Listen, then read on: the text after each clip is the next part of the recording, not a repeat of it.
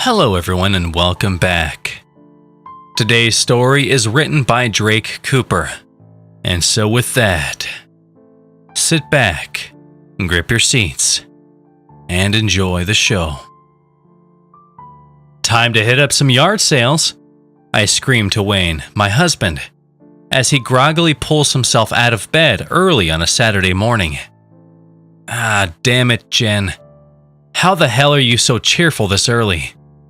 It's so annoying, Wayne said, as he rubs the crust from his eyes. Fresh pot of coffee is ready for you. I looked at the yard sale groups on Facebook, and I found some close. We need to go soon before all the good stuff is gone. I throw him a clean shirt. Come on, get dressed. He reluctantly pulls the shirt over his head. His still groggy mind has trouble finding one of the armholes.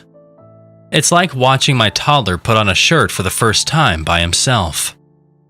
Good stuff. It's a yard sale. They're trying to get rid of their junk. There is no good stuff, he says, finally finding the right hole to slide his arm into. After sucking down 2 cups of coffee, Wayne is finally done dragging around.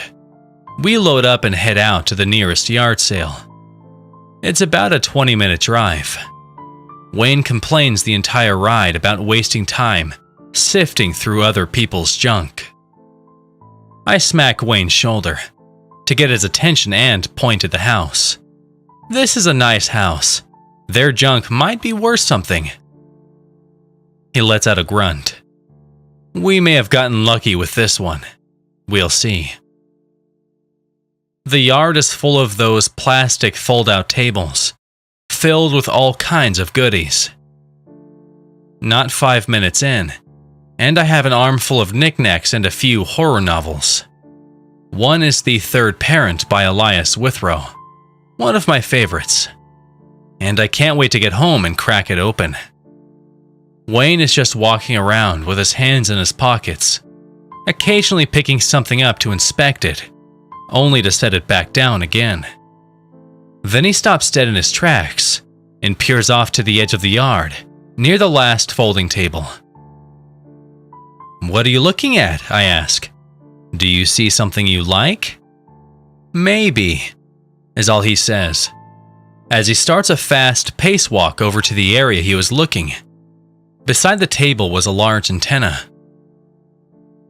She's beautiful, ain't she? Wayne says as he carefully looks the antenna over. He has always been into CB radios, something Wayne picked up from his uncle at a young age. Recently, he has gotten into TV antennas. Tired of paying such high cable bills, he is doing what he can to cut the cord. This is much better than the one we have at home. Do you know how many channels we can pick up with this thing? We pay for our things and head up a few more yard sale spots before heading home. Wayne can barely contain his excitement as he rounds up his tools and climbs up to the roof to install his new toy. After a while, I fix some lemonade to take out to him. Perfect timing by me as Wayne climbs down his extension ladder. He takes a few steps back, places one hand on his hip, and wipes away the sweat from his forehead with the other. The summer heat is scorching as it beats down on our backs. He glares up at his new addition to our house, a long-range, high-definition TV antenna. A big eyesore to me, but it's something small that will make him happy. Let's go check it out, he says as he runs up the steps into our house. I followed behind, walking into a refreshing blast of cool air from our air-conditioned home. It instantly starts to dry the sweat from the blistering summer heat. My thoughts of air conditioning being the greatest invention the earth has ever seen are interrupted by Wayne's outburst. Babe, look at this. We are getting local channels from Atlanta and Nashville. This is amazing. So exciting. Now we can see what the weather will be like 200 miles away in Atlanta, I say sarcastically. It's weird what seems to get people off can be so drastically different. Art, clothes, cars, and apparently TV antennas. Later that night, we are cuddled up on the couch watching the news. The broadcast is interrupted as the screen fills with static. The static only lasts a few seconds before the screen fills with a foreign landscape.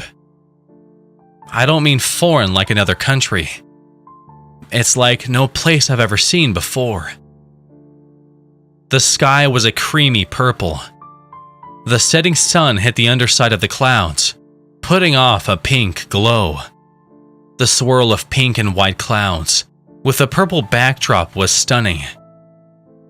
The trees had the first glance impression of a giant blue mushroom. They were square, and the bark smoothed up to the branches.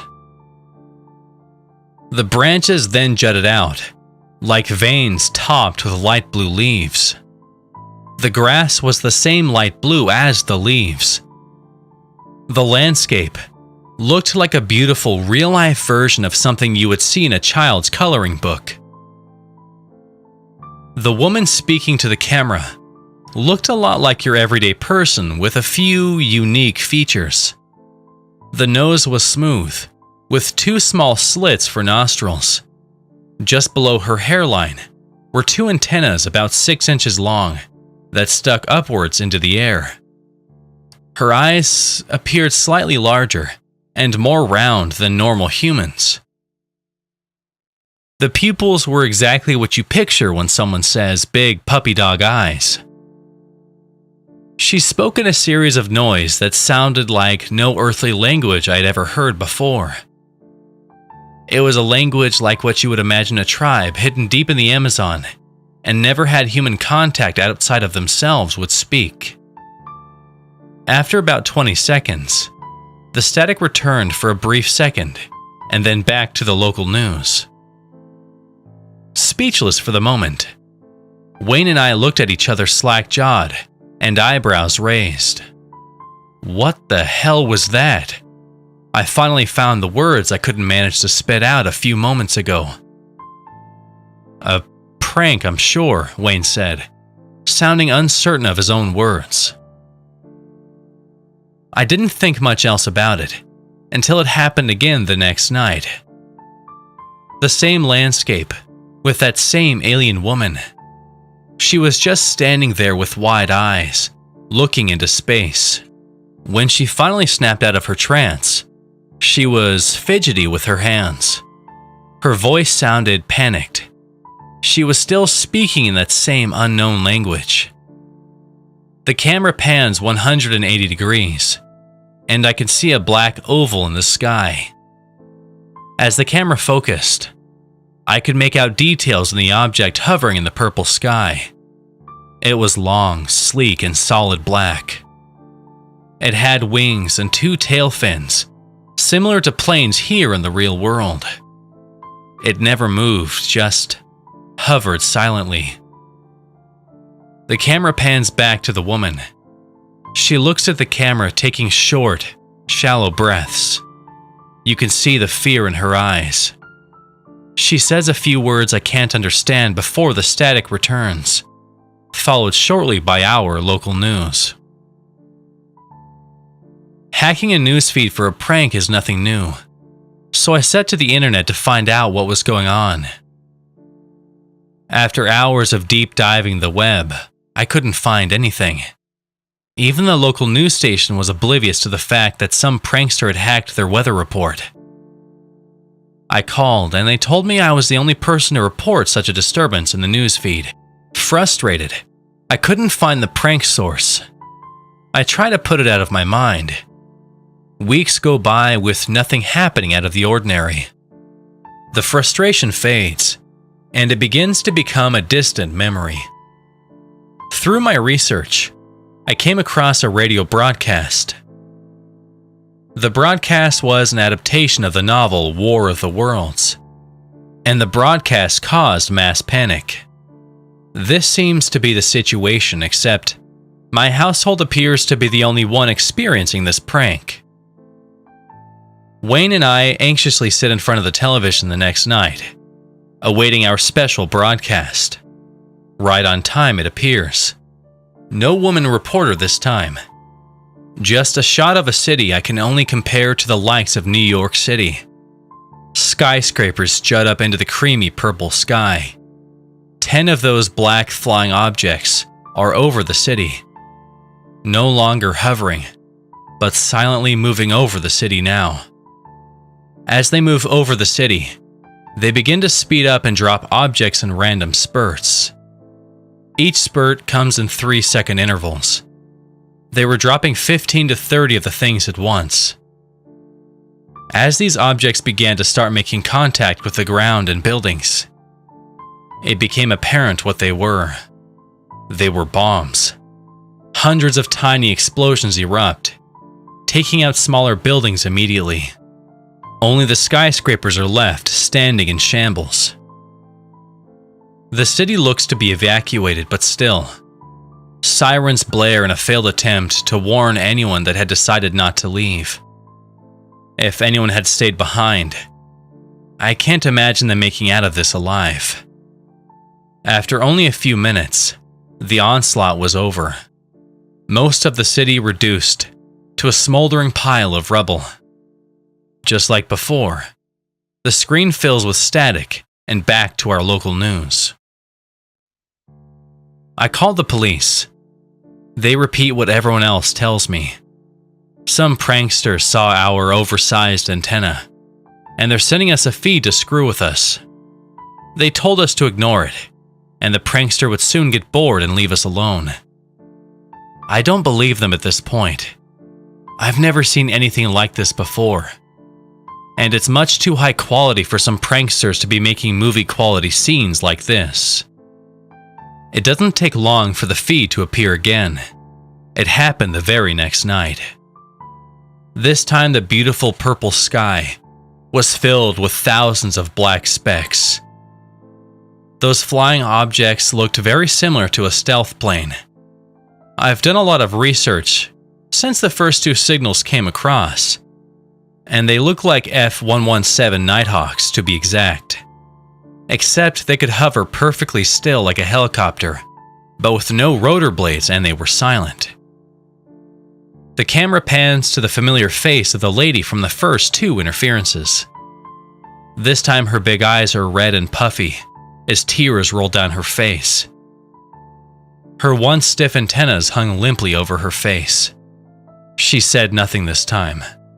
The only sounds are the sobs that occasionally escape her lips. She lets out a shocked gasp before dropping the camera. The video feed goes black as it drops face down into the light blue grass. I can hear her screaming in the background, along with the sounds of struggling. A thud can be heard. I can only imagine it's the sound of a blunt object smashing into the lady's skull as the screaming immediately stops. I can now hear footsteps approaching the camera. The camera is picked up by someone that keeps themselves unknown.